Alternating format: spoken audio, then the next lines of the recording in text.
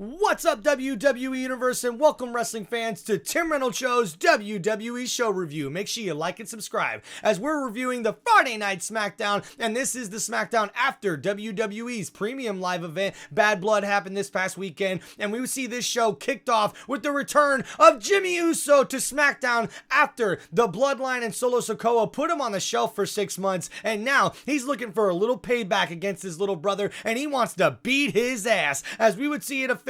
In the main event, it would be Jimmy Uso going one-on-one against Solo Sikoa on this SmackDown. But then after that, we would see Roman Reigns, the original Tribal Chief, come out and address the crowd and Jimmy a little bit differently than he normally does, as he would ask the crowd to acknowledge him, Big Jim, after Jimmy was able to help out Roman Reigns and Cody Rhodes to help them get the victory in the main event at WWE's Bad Blood over Solo Sikoa and the Bloodline. He would also say to Jimmy, look, I am no older brother and I am no wise man, so I don't have much advice for you, but what I do know is that I'm the Tribal Chief and I'm Roman Reigns, and we used to run this place. We used to carry all the gold, all the titles. We used to be the ones making all the money and calling our shots and doing whatever we had to do to handle business, to prove to all these ones why we are the ones. But of course, Jimmy Uso would say, but Roman, we're not the ones, man.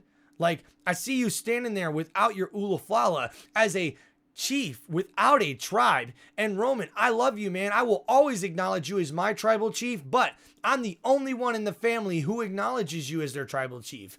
And I only know one person who would be willing to help us. And right now, we could really use some help, Roman. But we would see Roman respond by saying, no yeet. Man, tough to see what's going to happen with Roman Reigns and Jimmy Uso. Who are they going to be able to help them out, to align with them, to help battle against Solo Sikoa and this new bloodline?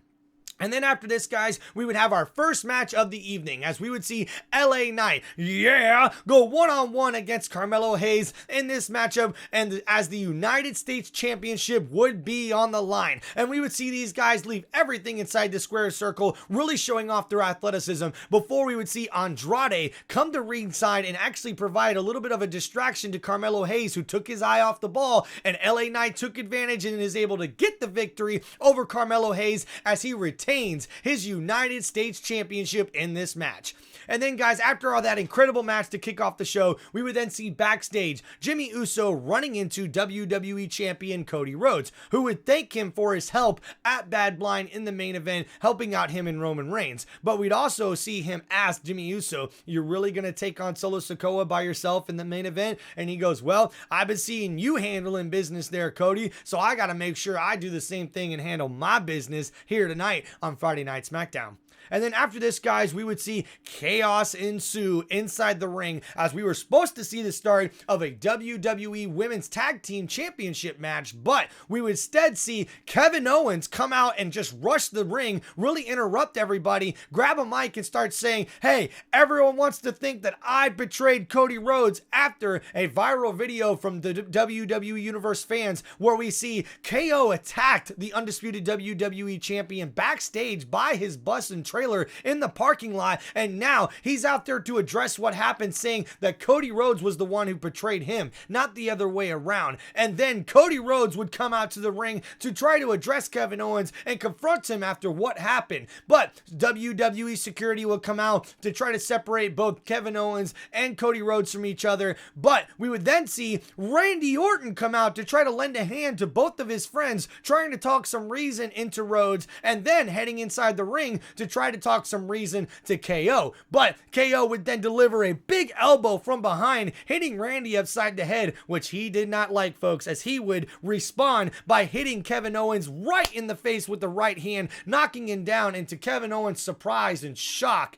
seeing Randy Orton punch him in the face, this would definitely play a part into what happens later on in the show, as Randy Orton shakes his head, as he did not like the fact that he had to punch Kevin Owens after just retaliating from Kevin hitting him. And now we see Randy caught in the middle between Kevin Owens and Cody Rhodes in this feud that they sort of have or are building right now. And then next up after this, guys, we would see our next match of the evening, as it would be for the WWE Women's Tag Team Championships, as we would see an NXT tag team with Miss Jackson and Lash, as they would battle. The NXT tag team there would take on the WWE Women's Tag Team Champions and Jade Cargill and Bianca Belair. And Jade Cargill would get the victory in this one, easily helping them defend their Women's Tag Team Championships in this match here. And then we would see next up after this, we would see Cody Rhodes having to be talked down by general manager Nick Aldis, and Randy Orton would be the one to come out to address that and really say, hey, look, you need to get in your bus and you need to go, because you have to focus on Gunther at WWE Crown Jewel. And wow, leave it to Randy Orton to be the one giving out really, really good advice, which general manager Nick Aldis would be the one to really say that to him. A big shocker here, right? And then next up after this, guys, we would see Nia Jax, the WWE Women's Champion, would come out to the middle of the ring with her friend Tiffany Stratton, Miss Money in the Bank, to address the universe, saying that she's been a very, very busy champion thus far. Also congratulating Bayley on being a tough opponent at WWE's Bad Blood. But then she would list off 3 things that she's focused on.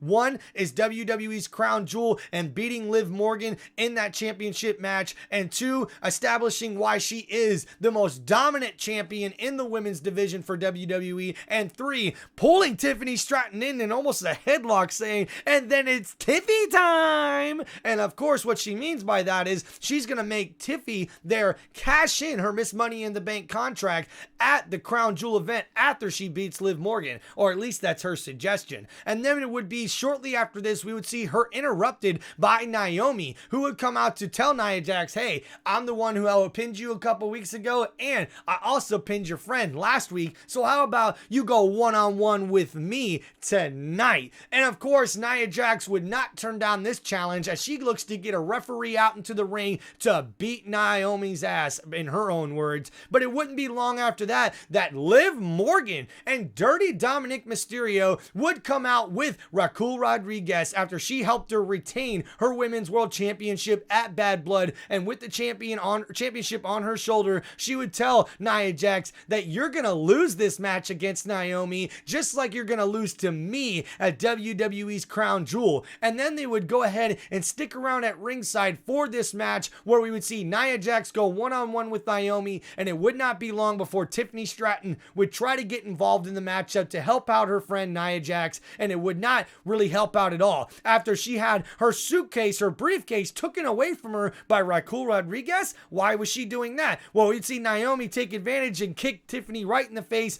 beating her down, but then we would see her sort of lose momentum against Nia Jax, and as Nia went up to the top rope to take out Naomi and get the victory, we would then see Liv Morgan take advantage of the distraction from Raquel Rodriguez on the referee and take the briefcase and hit Nia Jax over the back twice, knocking her off, and then Naomi would take advantage and get the victory as she pins the Queen of the Ring, the WWE Women's Champion. Wow, way to go, Naomi, as she gets a big victory in here with the help of Liv Morgan, Dirty Dominic Mysterio, and Raquel Rodriguez. But there was more, because after this match, when Liv Morgan was looking to walk away, Rhea Ripley would come out of nowhere looking to attack Rodriguez and Liv Morgan. But as Liv Morgan would run away, she'd end up in the ring and she'd be getting snatched up by Nia Jax. But then Rhea Ripley comes in the ring and delivers a huge kick right to the side of the head of Nia Jax, and then continues to beat down Liv Morgan, as this feud is far from over, as now Rhea Ripley makes a huge statement on this Friday Night SmackDown after that particular matchup.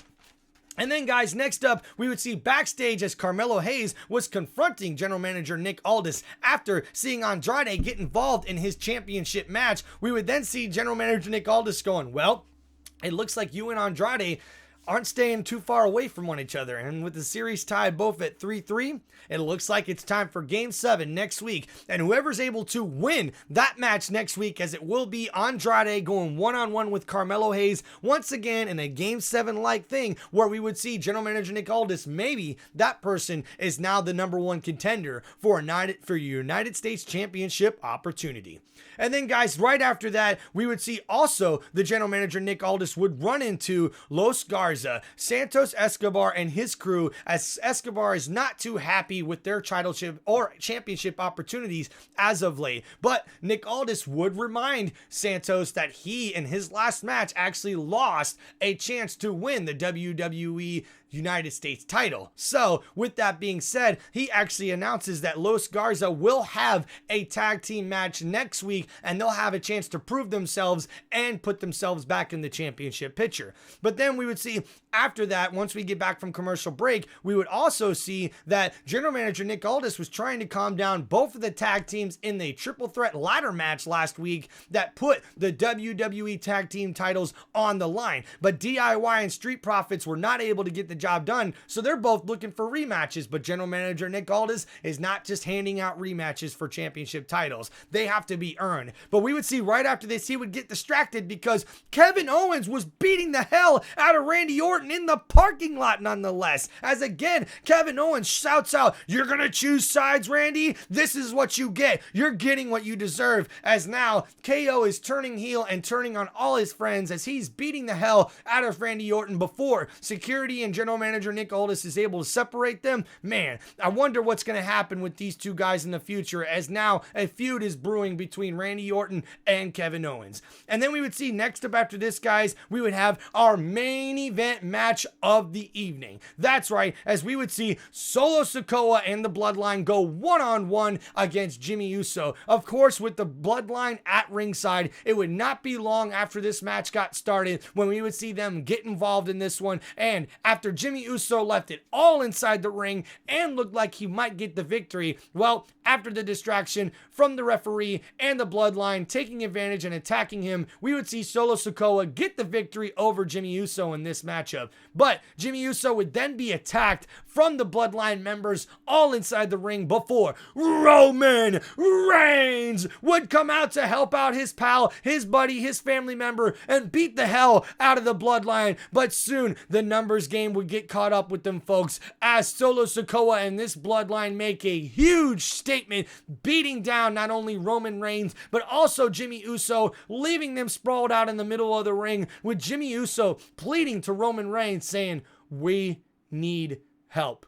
We need help, Roman. We got to find help." And wow, what a way to end this Friday Night SmackDown, as this has been your WWE show review on Tim Reynolds Show. Make sure you guys like and subscribe to the channel and leave some comments on what you guys think about this Friday Night SmackDown, and also what you think about Tim Reynolds Show, this sports entertainment YouTube channel that you guys get all your big WWE news from. Thank you guys so much for checking out the channel. Please make sure you like and subscribe. Hit me up in the comments. Let me know what you guys thought of Friday Night SmackDown, or what you think of the show review here. I'd love to hear you guys' feedback.